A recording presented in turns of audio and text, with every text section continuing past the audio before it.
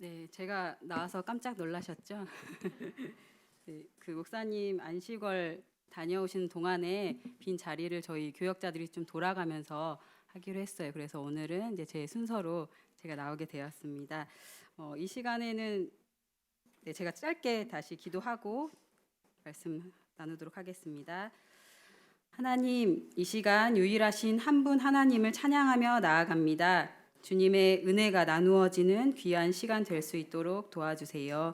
감사드리며 예수님의 이름으로 기도드립니다. 아멘. 네, 이 자리에서 처음 인사를 드리는데 저는 이제 교회에서 청소년부를 담당하고 있는 유하늘 목사라고 합니다. 그리고 이제 박중화 전도사와 한 이불을 덮고 자는 사이기도 합니다. 귀한 시간이 허락이 됐는데 어떤 말씀을 함께 나눌까 하다가 좀 저의 삶을 소개하고 하는 이제 간증 설교를 준비를 했어요. 그래서 오늘 저의 개인적인 삶의 여정이지만 이 가운데에서 하나님이 어떻게 함께 하셨는지 함께 또 돌아보셨으면 좋겠습니다. 저는 엄마를 따라서 어렸을 때부터 신앙생활을 했어요. 그래서 교회를 일찍부터 다녔지만 예수님을 이렇게 인격적으로 만난 것은 고등학생 때였어요. 고등학생 때 제가 이렇게 막 신앙심이 뜨거운 그런 아이도 아니었는데 큐티 동아리가 새로 생기면서 그곳에 이제 지원을 하게 되었습니다. 그래서 처음으로 수련회 때 말고 처음으로 개인적으로 이제 말씀을 읽는 것을 처음 해봤어요. 그때 매일 성경을 가지고 그래서 큐티를 이렇게 배워갖고 그때 처음으로 또 성경책 이외에 이제 신앙서적이라고 하잖아요. 그 신앙서적을 또 처음 읽게 되었습니다. 그러면서 한 세 번째로 읽은 신앙서적이 그 철로역정이라는 그런 책이에요. 아마 익히 여러분들도 많이 알고 계실 텐데 영화로도 제작이 돼서 아마 보신 분들도 계실 거예요. 이 주인공인 크리스찬이라고 하는 주인공이 있는데 이 주인공이 어떤 하나님의 명령을 받아서 이제 순례의 여정을 떠나면서 겪는 여러 가지 일들을 이제 에피소드들이 적혀 있는 그런 책입니다. 그런데 이 책을 읽어가다가 어느 한 장면에서 저는 굉장히 마음이 뜨거워지는 경험을 했는데요. 어떤 이제 크리스찬이 어떤 집을 방문하는데 그 집에 들어가 보니까 이제 벽난로가 이렇게 커다란 벽난로가 하나 있었어요.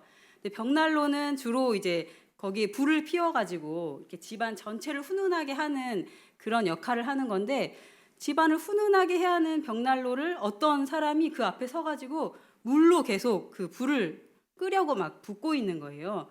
이렇게 물을 부으면은 당연히 꺼져야 되는데 그 불씨가 이상하게 꺼질 듯 하다가 다시 타오르고 이렇게 꺼지지 않는 것을 보았어요. 그래서 너무 이상하다 생각이 들어서 그 크리스천 이제 벽난로 뒤쪽으로 한번 가보게 되었어요. 근데 뒤에 가보니까 어떤 사람이 거기에 또 기름을 계속 붓는 거예요. 그 기름이 꺼지지 않도록 기름을 계속 붓고 있었기 때문에 그 불이 꺼지지 않고 계속 타오르는 그런 일들이 가능했던 거예요. 그런데 이제 그게 뭐냐면 그 기름을 계속 붓고 계신 분이 바로 예수님이시다라고 이제 작가는 이야기를 하고 앞에서 물을 계속 붓는 거는 사탄이다라고 이제 설명을 하더라고요. 근데 그 장면을 읽는데 갑자기 이제 그 커다란 감동이 저에게 다가왔습니다. 당시 이제 사춘기잖아요. 사춘기 시절에 여러 가지 되게 작은 일이라도 크게 이렇게 우리의 삶에 영향을 미치는 시기가 사춘기인데 친구 관계라든지 아니면 이제 부모님의 관계 아니면 또 진로에 대해서 여러 가지 그 산더미처럼 그 걱정 속에 살고 있던 제가 넘어지지 않고 지금까지 이렇게 서 있는 거는 바로 내 뒤에서 기름을 계속 부어주시는 예수님이 계셨기 때문이구나라는 그걸 읽으면서 굉장히 크게 깨달았어요. 그러면서 그때 그런 첫사랑이라고 이야기를 할까요? 예수님을 굉장히 인격적으로 만나면서 새롭게 변화를 해야 되겠다, 예수님을 위해 살아야 되겠다라고 그렇게 결심을 하게 됩니다. 그러면서 내가 주님을 위해서 살아야 되겠다, 나는 복음의 최전방으로 가겠다라는 생각을 하게 되고 무작정 선교사가 돼야 되겠다. 선교사가 뭔지도 모르면서 그때 이제 선교사가 되어야 되겠다라는 그런 결심을 하게 되었고 그때 이제 때마침 제2외국어로 이제 일본어를 배우게 되었어요. 그러면서 일본에 대해서는 물론 알고 있었지만 여러 가지 역사적인 문제도 있어서 그렇게 호의적으로 생각하지는 않았는데 이제 선생님을 통해서 그곳에 크리스천 인구가 굉장히 적다라는 이야기를 듣고 나서 아, 그럼 내가 여기를 가야 되겠다. 내가 일본 선교사가 돼야 하겠다라는 굳은 사명을 제가 이제 띠게 됩니다. 그렇게 해서 그런 소망을 가지고 당연히 이제 졸업과 동시에 저는 일어일문학과로 진학을 하게 되었어요. 그래서 일본에 대해서 이제 조금 더 배워야 되겠다라는 생각을 하게 되었습니다. 그리고 이제 CCC라고 하는 그 대학생 선교 단체에 활동을 하면서 방학마다 일본으로 단기 선교를 왔어요. 그리고 이제 1년을 쉬고 또 자비량 학생 선교사로 이제 후쿠오카에서 9개월 정도 또 그 캠퍼스 전도를 하기도 했습니다. 그래서 저의 모든 그런 생각과 꿈이 일본 선교사가 되어야 되겠다라는 생각으로 오로지 이렇게 달려가다가 이제 졸업과 동시에 어떻게 나는 일본으로 갈까라고 이제 기도를 하던 중에 제가 생각하고 있던 어떤 그런 길을 만나게 됐어요. 그런데 이제 그거는 시험을 봐서 준비해야 되는 길이었거든요. 그래서 12월에 1년에 한 번 있는 시험이어서 제가 이제 그 시험을 알게 되고 또 그 스터디 그룹이 막 순적하게 만나게 되고 길들이 열리는 것을 보면서 하나님께서 나에게 예비하신 것이 분명하다 저는 확신을 했어요. 그래서 공부도 열심히 했지만 이거는 당연히 나한테 주신 거다. 의심의 여지 없이 저는 그 길을 확신으로 준비를 했습니다. 그런데 시험을 보고 나서 또 너무 당당하게 저는 당연히 합격이다라고 생각을 했는데 결과가 나오니까 그게 불합격이었던 거예요. 그래서 저는 너무 큰 충격에 휩싸였어요. 어떻게 하나님이 나에게 이러실 수가 있나. 나는 주님을 위해 살겠다라고 하고 주님을 위해서 준비를 했는데 나에게 어떻게 이렇게 불합격을 주실 수가 있나라는 생각과 함께 너무 사실을 심각하게 되게 고민에 빠졌어요. 그러면서 도대체 하나님이 있는가, 내 삶을 인도하신 하나님이 누구신가라는 그런 고민과 함께 일주일 정도를 밖으로 나가질 않았던 것 같아요. 그래서 혼자 되게 막 그 낙심을 하고 있었습니다. 그런 가운데에서도 한번 기도를 해보자라는 생각이 들었고 기도를 막 하는데 제 머릿속에 이제 한 가지 성경 구절이 계속 떠올랐어요. 그 구절이 바로 오늘의 본문인데요. 신명기 6장 5절의 말씀이었어요. 마음을 다하고 뜻을 다하고 힘을 다하여 내 하나님 여호와를 사랑하라. 이 말씀을 계속 이제 떠오르게 하시더라고요. 그래서 그때 기도할 때는 사실 잘 몰랐어요. 이게 무슨 말씀일까라고 잘 몰랐는데 이제 그 새해가 이제 되면서 새해 말씀 카드를 이렇게 나눠 주셨는데 교회에서 말씀 카드 굉장히 여러 가지 구절이 있잖아요. 그런데 신기하게 저에게 딱 제가 뽑은 것도 아니고 이렇게 다 나누어진 것 중에 그 말씀이 또 신명기 6장 5절의 말씀인 거예요. 그래서 너무 신기하다. 이게 어떻게 하나님께서 이 말씀으로 분명히 나에게 하실 말씀이 있나 보다라는 생각을 하게 되었고 그 말씀을 가지고 이제 기도를 하게 되었어요. 정말 내가 마음을 다하고 힘을 다하고 뜻을 다해서 하나님을 사랑할 수 있는 일이 뭘까라는 그런 고민을 가지고 이제 기도를 하고 있었습니다.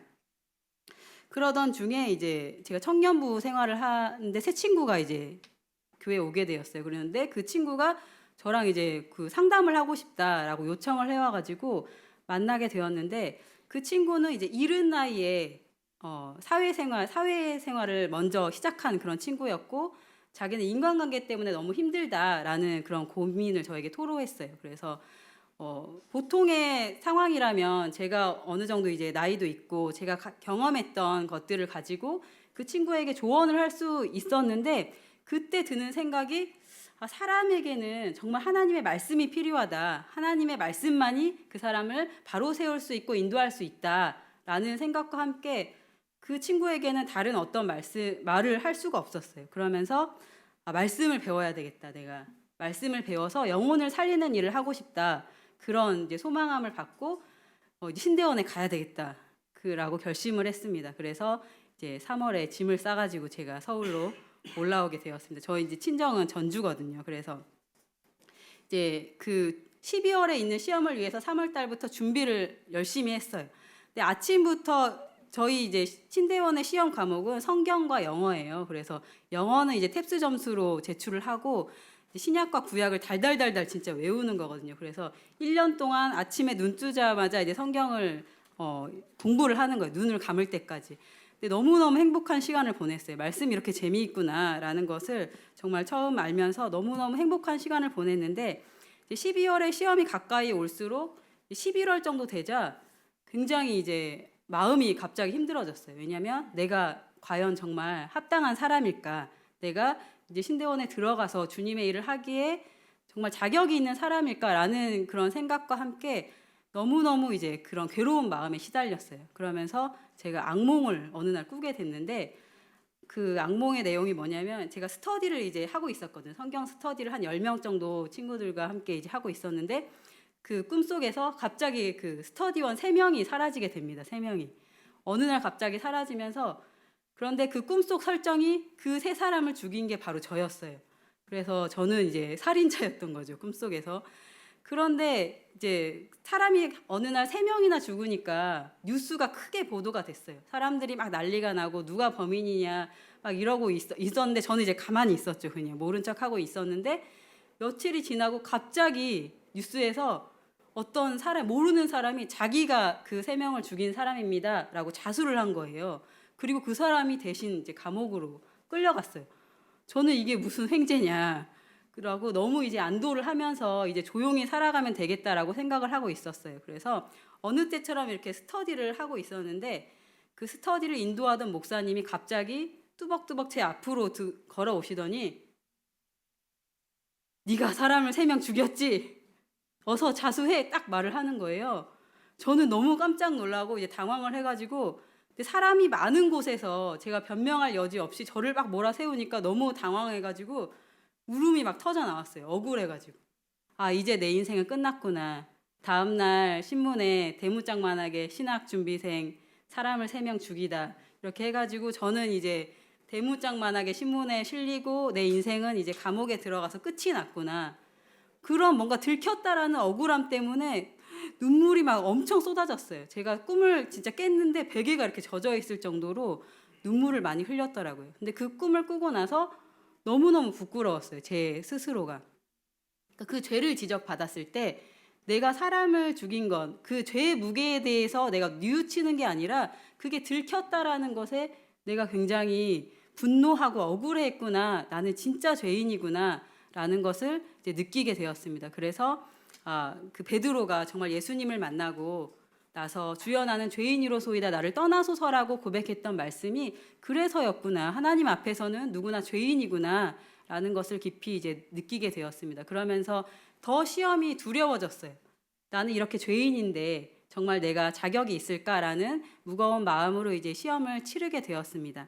근데 시험을 이제 치르는데 시험의 과목 중에서 이제 암송 구절을 뭐 구약 5개, 신약 5구절이 있어요. 근데 그 암송 구절을 위해서 100개의 구절을 이제 암송을 하게 되는데 그 구약의 말씀에 그 이 신명기 6장 5절의 말씀이 나온 거예요. 제가 시험을 사실 치를 때는 몰랐는데 집에 와서 채점을 하다 보니까 이 말씀이 있었던 거예요. 제가 또 깜빡 잊었던 거죠. 그 주셨던 말씀을. 그러면서 하나님께서 이 말씀을 정말 나에게 주시는구나라는 확신을 가지고 감사하게 이제 합격을 해서 나는 이 말씀을 가지고 내가 이제 목회가 주어진다면 이 말씀을 가지고 살아야 되겠다라는 그런 결심을 하게 되었습니다. 그러면서 이제 신대원 생활을 하게 되었어요. 근데 신대원에 들어갈 때는 내가 너무 일본만 고집해서 하나님이 또 나를 이렇게 시련을 주신 게 아닌가라는 생각에 이제 어디든지 가겠습니다. 뭐 어디든지 부르시면 가겠습니다라고 생각을 하고 신대원에 들어갔어요. 저희 동기가 300명이거든요. 300명의 동기가 있는데 그 중에 이제 뭐 외국인들이 덜어 있어요. 뭐 몽골에서 온 사람도 있었고 그랬는데 그 300명 중에 일본인 언니가 딱 있었어요. 그러니까 일본 사람이 있다라는 게 쉽지가 않죠. 그게 매번 있는 것도 아니고 일본인 언니가 있어서 제가 또 보자마자 막 그 언니랑 이제 너무 친해져가지고 기숙사 방도 같이 쓰고 또 일본어 성경 읽기도 같이 하게 될 정도로 이렇게 친하게 지냈어요. 그리고 또 신기한 게 뭐였냐면 이제 신학의 과목들이 굉장히 여러 가지가 있어요. 여러 가지 과목이 있는데 원서 강독이라고 하는 그런 과목이 있어요. 근데 원서 강독하면은 주로 뭐 히브리어 원서 강독, 뭐 헬라어 아니면 라틴어 또는 뭐 독일어, 그다음에 불어도 있더라고요. 그랬는데 일어 원서 강독이 있는 거예요. 신학교에 일어 원서 강독이 있다는 얘기는 전 처음 들어봤거든요. 근데 너무 신기한 거죠. 그러면서 그러니까 일본인 교수님이 계셨어가지고 또 그 수업을 들을 수 있었고 원서 강독은 또 3번이나 이렇게 들을 수 있어서 1년 반 정도 그 교수님의 이제 지도를 받을 수가 있었습니다. 그래서 저는 마음을 비우고 들어갔지만 계속 그 일본에 대한 마음들을 주셨던 것 같아요. 그러면서 이제 신대원 이제 3년째 졸업을 할 무렵에 그 초빙 공고 게시판을 봤는데 일본에서 사역자를 구한다는 그 공고를 보는 순간 저는 심장이 이렇게 밖에 뛰는 것처럼 너무너무 콩닥거렸어요. 제 귀에 그게 들려서. 그래서 이게 내가 너무 흥분하면 안 된다. 내가 하고 싶어서 하는 거를 하는 게 아니라 하나님이 부르셔야 하는 거다라는 마음에 또 막 마음을 진정시키고 기도를 하면서 준비를 했는데 하나님께서 인도해 주셔가지고 이제 졸업과 동시에 일본 이제 한인교회이긴 했는데 한인교회에서 3년 정도 사역을 했습니다. 그리고 나서 이제 전임전도사로 사역을 하고 나서 다시 이제 돌아가야 되는 상황이 되었어요.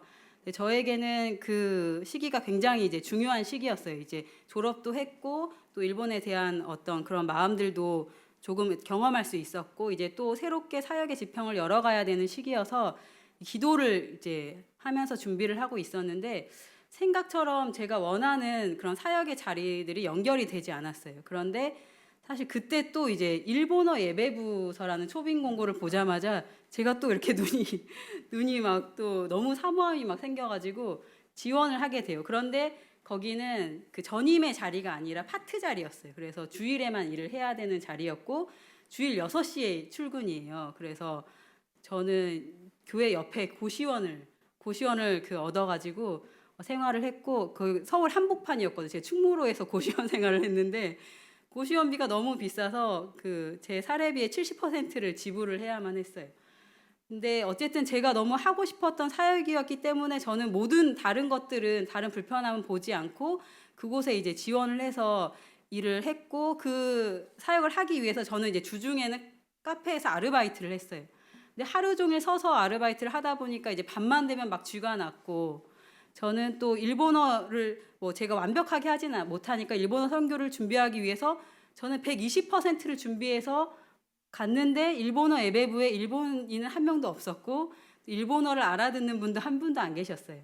근데 그럼에도 불구하고 그곳에 일본어 예배부가 있었던 이유는 이제 일본 교회와 자매 결연이 맺어진 상태여서 그 부서가 이제 유지되고 있었던 거예요. 그것도 물론 저는 귀하다고 생각은 했지만 제가 이제 하고 싶은 사역과는 너무 힘이 들었어요. 저는 정말 그 100%, 200%까지 들여서 노력하고 수고했지만 뭔가 이렇게 보람이 느껴지지 않아서 굉장히 너무나 서운했었어요.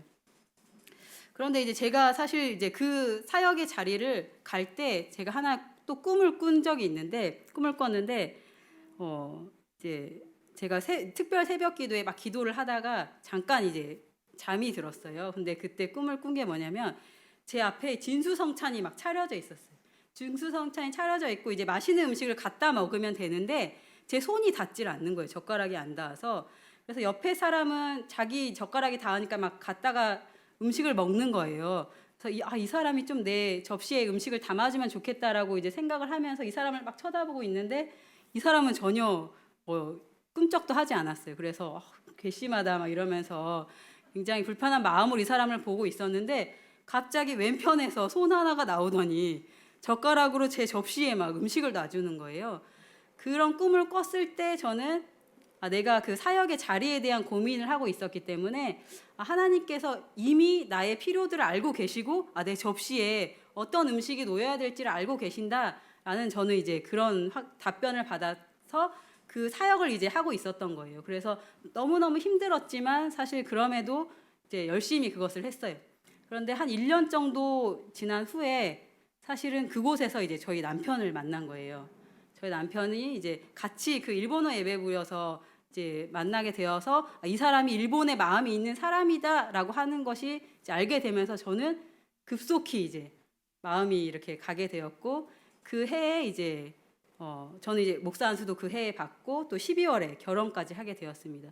근데 결혼을 이제 하면서 남편과는 이제 일본에 가야 되겠다라는 생각을 하고 있었는데 그때는 이제 남편이 신대원생이었기 때문에 근데 학교에서 이제 견습 선교사라는 제도가 있어요. 그러니까 1년 동안 휴학을 하고 그 선교 현지에 가서 이제 선교사님의 사역을 도우면서 선교를 배워보는 그런 실습 프로그램이 있었어서 우리가 한번 가보자. 대신에 일본 말고 우리가 전혀 모르는 곳에 가서 한번 선교에 대해서 우리를 한번 테스트해보자. 그런 생각으로 이제 제비를 뽑아가지고 한 3군데를 지원을 했어요. 그런데 이제 총회에서 러시아로 갔으면 좋겠다라고 말씀을 하셔가지고 저희가 러시아로 가게 되었습니다. 그래서 12월에 결혼을 하고 2월에 이제 러시아로 가게 되었어요. 근데 러시아는 저도 처음 가보는 나라였고 너무너무 그 기숙사 생활을 이제 했는데 저희는 사실 34살이었고 그때 이제 학생들은 갓 20살 된 학생들이어가지고 세계 각국에서 온 그 학생들과 기숙사 생활을 하는 게 너무너무 참 신선한 경험이었고 여러 가지 또 도전을 받았던 것 같아요. 그때 이제 주중에는 학교에서 어학원에서 이제 생활을 하면서 러시아어를 배웠고 주말에는 이제 선교사님 따라서 고려인 사역을 했습니다. 그래서 고려인 아이들을 찾아가서 또 여름 캠프도 열어주고 또 아이들을 이렇게 돌보기도 하는 그런 역할들을 하면서 보냈습니다. 그러면서 이제 뭐 어떤 선교에 대한 끈들을 계속 이어가고 있는 도중에 갑자기 이제 제가 임신을 하게 됐어요. 루아시아를 거기에서 주신 거예요. 근데 루아시아가 이제 쌍둥이에요. 쌍둥이인데 저희 가족에 쌍둥이 내력이 없거든요. 근데 러시아의 그 의료 환경이 그렇게 좋지는 않았어요. 그래서 병원에 갔는데 쌍둥이라고 하는 말을 듣고 뭔가 오해가 있지 않나라는 생각을 했어요. 의심을 했어요, 사실은. 우리 집안에 쌍둥이가 없는데 어떻게 쌍둥이가 생길 수가 있나라는 생각을 했는데 이제 저희가 이제 조금 더 일찍 귀국을 했거든요. 한 8개월 정도 후에 이제 귀국을 해서 병원에 가보니까 진짜 쌍둥이가 맞더라고요. 근데 사실 그때 조금 그 뱃속의 상황이 좋지 않았던 것 같아요. 아이들의 상황이 많이 좋지 않아서 병원에 가니까 대학병원으로 가보라라고 이야기를 하더라고요. 그래서 이제 서울대병원으로 갔어요. 최고 그 권위가 있는 곳까지 이제 가게 됐는데 외래 진료를 받으러 갔는데 선생님이 보시더니 바로 입원을 하고 오늘 시술을 받아야 된다라고 이야기를 하시더라고요. 왜냐하면 그러니까 쌍태수혈 증후군이라고 쌍둥이끼리는 서로 혈관이 이렇게 연결이 되어 있대요. 그래서 피를 주고 받고 이렇게 하는데 그 혈관에 문제가 생겨서 한 명은 피를 계속 주고 있고 한 명은 계속 피를 받고 있는 상황이 돼가지고 몸무게가 2배 차이가 난 거예요. 한 명 800g, 한 명은 400g. 그래서 한 명은 복수 위험에 있어서 이제 생명이 위험하고 한 명은 거의 이제 아사 상태에 있어서 위험하다. 그래가지고 당장 그 혈관 시술을 받은 거예요. 그래서 이제 시술은 잘 돼서 아이들은 이제 피가 통하게 됐는데 갑자기 이제 혈압이 오르기 시작하고 단백뇨가 나오기 시작하면서 그 임신 중독증 증상을 받고 저는 태어날 수가 없다. 아이들이 너무 위험하기 때문에 그런 진단을 받고 이제 병원 생활을 하게 돼요. 근데 선생님이 저녁에 이제 한번 그 회진을 하시는데 한 번도 좋은 말씀을 해주신 적이 없어요. 그냥 맨날 커튼 딱 열면은 간당간당하다 하고 딱 그냥 지나가세요. 더 부연 설명도 없이. 그래서 제가 얼마나 좌절을 경험했겠어요. 이 아이들이 정말 건강하게 태어날 수 있을까. 여기저기 정말 기도 부탁하면서 그렇게 지냈는데 딱 한 달 정도 지나자 혈압이 조금 떨어졌어요. 근데 선생님도 이런 경우가 없대요. 이게 임신 중독증이 계속 이어지다가 이렇게 혈압이 잠깐 떨어질 수가 없다라고 말씀하시는데 신기하게 혈압이 이제 좀 떨어져가지고 제가 퇴원을 하게 됐고 좀 이제 지내다가 다시 이제 32주에 유도분만으로 이제 아이들을 무사하게 출산을 하게 됐습니다. 그런데 이제 워낙에 이제 쌍둥이가 작다 보니까 둘째 아이가 2kg가 채 안 됐어요. 그래서 또 약간 혈당의 문제도 있고 그래서 20일 정도 이제 그 신생아 중환자실에 입원을 하고 이제 퇴원을 할 수가 있었습니다. 그러면서 이제 아이들을 이렇게 생명을 얻는 과정을 통해서 생명이 이렇게 소중하고 신비하구나라는 것들을 경험할 수 있었고 어렵게 이제 아이들의 생명이 위태하다가 이제 건강한 아이들을 얻을 수 있게 돼서 저는 러시아에 좀 빚진 마음이 생겼어요. 그래서 아이들의 이름이 루아시아거든요. 합치면 러시아예요.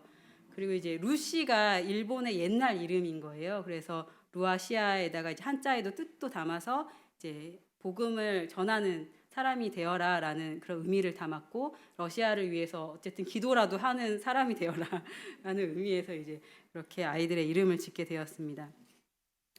쌍둥이 육아는 해본 적이 없었기 때문에 일단 아이들이 다 집에 오고 나서 너무너무 그 현실 육아에 치여가지고 살다가 그래도 남편과 함께 우리 언제 일본에 갈 수 있을까 그런 이야기를 하기 시작했어요. 그러면서 남편도 이제 어렸을 때 그 일본에서 산 경험이 있었고 저도 이제 뭐 일본어를 공부하면서 왔기 때문에 일본이라는 나라가 저희들한테는 낯선 나라는 아니었는데 근데 한 번도 이제 일본인 속에 들어가 본 적은 없었던 거예요. 그래서 우리가 교회에 먼저 들어가기보다는 좀 일본을 경험했으면 좋겠다라는 그런 마음에 남편을 이제 유학을 결정을 했어요. 그래서立교대학교 대학원에 이제 그리스도교 연구과라는 곳에 지원을 해가지고 남편이 이제 합격을 해서 이제 언제 가나 그런 날짜를 정하고 있던 차에 저희 셋째 임신을 또 알게 돼가지고 1년 정도 이제 또 그거 미뤄지고 이제 건이가 6개월 정도 되었을 때 2020년 3월에 저희가 딱 건너오게 되었습니다. 근데 여러분도 아시다시피 2020년 3월이라고만 하면 코로나가 딱 시작된 그 시기잖아요. 그래서 저희가 3월 4일인가 제가 온 걸로 기억하는데 그날 저녁에 이제 그 아베 수상이 출국 금지 뉴스를 보게 되었어요. 그래서 정말 극적으로 일본에 왔다 하면서 너무너무 기뻐했는데 안타깝게 저희는 이제 학생이었고 학생 가족 비자를 현지에 와서 신청을 하려고 했는데 비자 신청 문이 다 닫힌 거예요. 그래서 저희는 비자 신청을 할 수가 없어서 남편만 이제 여기에다 두고 저와 이제 아이들은 이제 한국으로 돌아가게 되었어요. 그래서 한국으로 돌아갔는데 이제 비자가 언제 열릴지 여러분들도 하늘길이 닫혀가지고 한참 갇혀 계셨던 것처럼 저희도 언제 올 수 있는지를 알지 못하는 거예요. 저는 이제 친정에 머물렀는데 그러니까 친정 부모님이 계속 걱정이 되는 거예요. 얘가 언제 다시 갈까 걱정이 막 되시니까 저한테 언제 가니라고 말을 못 물어보시고 제 남동생한테 언제 간대 막 자꾸 물어보시는 거예요. 이제 저한테 물어보면 또 걱정할까 봐. 그래서 이제 친정에는 제가 이제 짐이 되고 있는 상황이었고 저희 아이들도 갑자기 이제 자신들은 영문도 모른 채 아빠와 생이별을 한 거잖아요. 그러니까 아이들도 영향이 있더라고요. 그래서 아이들이 처음 본 사람한테 루아시아가 가가지고 저희는 아빠를 잃어버렸어요. 이렇게 말을 하는 거예요. 집에서는 말을 안 했으니까 아이들도 마음에 그 영향이 크구나라는 생각이 있었고 저는 또 이제 개인적으로 내가 일본에 가기 위해서 40년을 진짜 기다려오고 온 가족과 드디어 밟은 땅인데 정말 이거 코로나는 우리가 경험해보지도 못한 방법으로 이렇게 나를 막으시는구나라는 생각에 너무너무 큰 절망감에 갑자기 휩싸였어요. 그러면서 그때 이제 제가 인내라고 하는 것에 대한 묵상을 시작했는데 참을 인자잖아요. 참을 인자가 여러분 아시다시피 이제 칼도의 마음 심자예요. 이 뜻이 칼날의 아픔을 참는 마음이 참을 인자라고 하는 거예요. 근데 마치 제 마음이 그것과 같았어요. 너무너무 아팠어요. 내가 정말 그렇게 기다려오고 꿈꿔왔던 상황인데 이렇게 나는 나아가야 되는데 나아가지 못하고 멈춰 있을 때 펜이 계속 쓰여지지 않고 한 자리에 있으면 펜 자국만 그렇게 동그랗게 남기잖아요. 제 삶이 그런 것 같았어요. 뭔가 하나님 앞에 나아가고 싶은데 나아가지 못하고 이렇게 머물러서 정말 쓸데없는 잉크 자국만 낭비하고 있는 내 자신이 아닌가라는 그런 굉장히 좀 힘든 시간을 보냈습니다. 그러면서 그래도 그 고통에도 정말 끝이 있더라고요. 다행히 7개월 이후에는 이제 비자 신청이 돼서 가족 상봉을 그해 12월에 이제 하게 되었습니다. 그때 이제 다 같이 건너와서 지금 이제 3년 반 정도 지난 것 같아요. 근데 처음에는 이제 혼자 있을 때는 내가 일본 선교를 하겠다, 내가 진짜 있는 모든 생명을 불태워서라도 내가 하겠다라고 결심을 했는데 사실 가족과 함께 또 이제 선교의 삶의 자리에 이렇게 머물면서 보니까 이렇게 불태운다고 되는 게 선교가 아니고 정말 참은 인자를 써가면서 내 삶을 녹여내는 그런 험난한 과정이 필요한 게 선교구나라는 것들을 깊이 깨닫고 있습니다. 그리고 저는 사실 상관없지만 아이들이 아직 이제 적응의 과정을 계속 겪고 있어서 또 그것을 지원하고 돕는 게 역할이구나라고 하는 생각을 하고 있습니다. 그러면서 이런 과정을 견디면서 하나님의 인도하심도 있지만 사실 저는 여전히 불안하고 자신이 없는 게 저의 솔직한 마음입니다. 그래서 또 한 번 나를 말씀 앞에 다시 세워야 되겠다라는 생각을 하게 되었어요. 신명기 6장 5절의 말씀처럼 마음을 다하고 뜻을 다하고 힘을 다하여 내 하나님 여호와를 사랑하라. 말씀 앞에 제가 해야 할 일은 결과를 생각하고 결과를 예상하고 또 염려하기보다는 지금 내가 선 곳에서 마음을 다하고 뜻을 다하고 힘을 다하여 하나님을 사랑하는 일에 집중해야 하는 것임을 다시 새기고 있습니다. 비록 나의 기대대로 움직여지지 않더라도 뜻하지 않은 불안의 터널을 지날지라도 칼날의 아픔을 견디며 무작정 기다려야 하더라도 우리 하나님 여호와는 오직 유일한 여호와이시기 때문입니다. 오늘 말씀이 선포된 신명기라고 하는 말씀은 모세의 고별 설교라고도 이야기를 해요. 모세가 마지막에 이제 가나안 땅을 목전에 두고 사람들을 다 모아놓고 너희들이 기억해야 될 말씀이 이거야라고 하면서 다시 율법을 새겨주는 그런 말씀이거든요. 그 중에서도 오늘 6장 4절과 5절은 굉장히 중요한 말씀이에요. 뭐냐면 우리는 사실 5절만을 기억하고 있는데 4절을 보니까 이스라엘아 들으라 우리 하나님 여호와는 오직 유일한 여호와이시니 라고 되어 있어요. 5절이 5절 될 수 있는 이유, 우리가 마음과 뜻과 힘을 다하여서 하나님을 사랑해야 하는 이유는 그 하나님께서 우리에게 유일하신 분이시기 때문입니다. 그 하나님만이 오직 우리의 삶을 이끄실 수 있는 분이시기 때문입니다. 그래서 그 더 중요한 말씀을 우리가 삶에 새겨봤으면 좋겠습니다.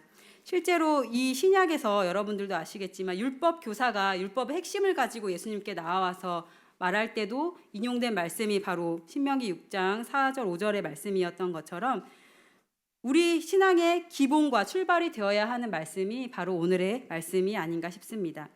물론 저 개인적으로 이 말씀에 이제 부르심을 받고 걸어가고 있지만 오늘 하나님의 말씀을 듣고 함께 예배 드리고 있는 여러분 모두에게 하나님의 부르심은 계속되고 있다고 생각합니다. 성도 여러분의 삶 속에서도 그 모양은 각각 다르겠지만 마음과 뜻과 힘을 다해 하나님의 사랑 앞으로 나아가시기를 원합니다. 신실하신 하나님께서 여러분의 삶을 붙드실 것입니다. 우리의 삶을 돌아보면 언제나 하나님의 은혜였음을 고백하게 되듯이 우리가 이해할 수 없는 상황 속에서도 멈춰지는 순간 속에서도 이후에 깨닫게 될 은혜가 그 안에 있음을 믿습니다. 동경 지구촌 교회를 만나면서 저희 가정에는 새로운 또 사역의 시작이 열렸다라고 믿고 있습니다. 생각지 못했던 인도하심이었지만 뭔가 커다랗고 따스한 울타리를 만난 것 같은 그런 기분이 드는데요. 둔탁하고 거친 모습으로 실수할 때가 많지만 사랑으로 격려해 주시기를 부탁드리고 성도님들의 가정 안에도 하나님의 은혜가 발견되고 은혜를 고백하시기를 간절히 소망합니다. 이 시간에 함께 찬양하기 원합니다.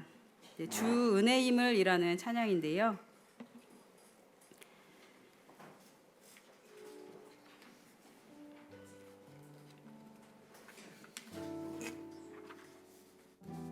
주 나의 모습 보네 상한 나의 마음 보시네라고 하는 가사를 생각하시면서 함께 찬양했으면 좋겠습니다.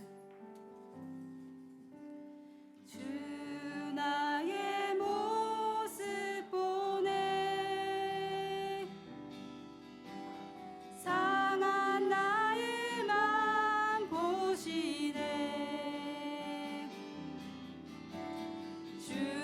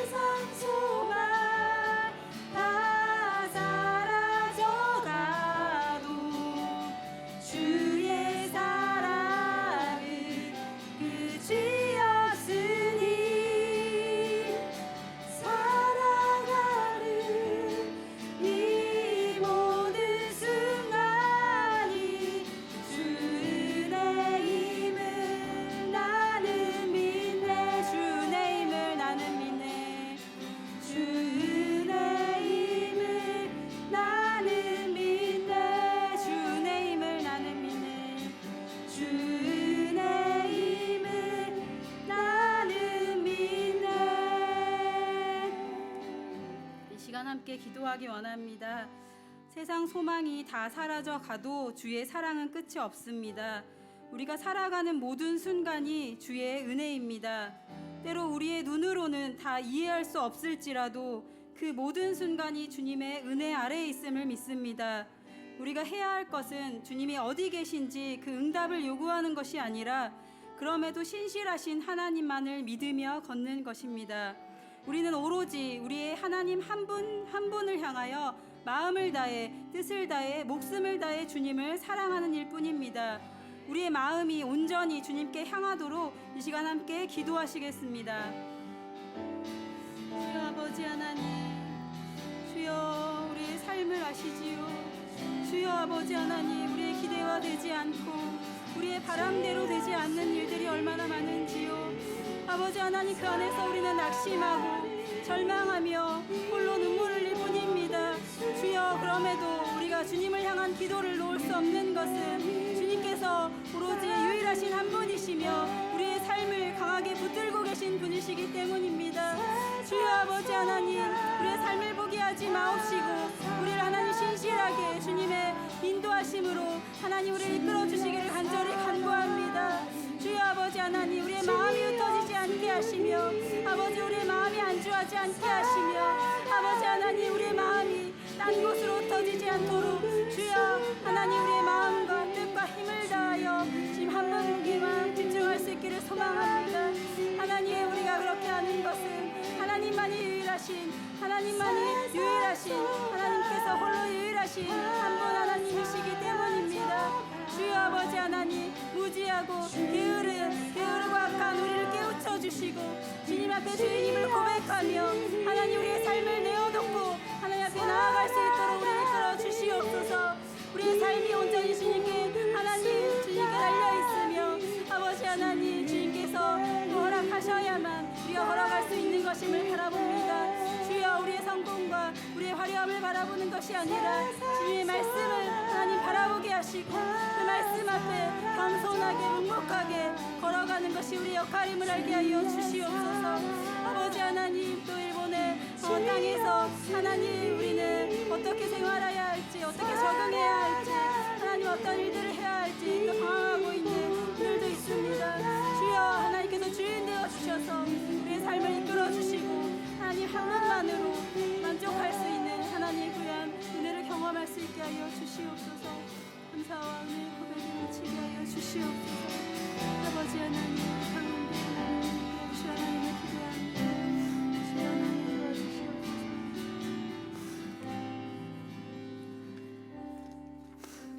주님, 우리의 모습을 보면 상한 마음만 보일 때가 있습니다.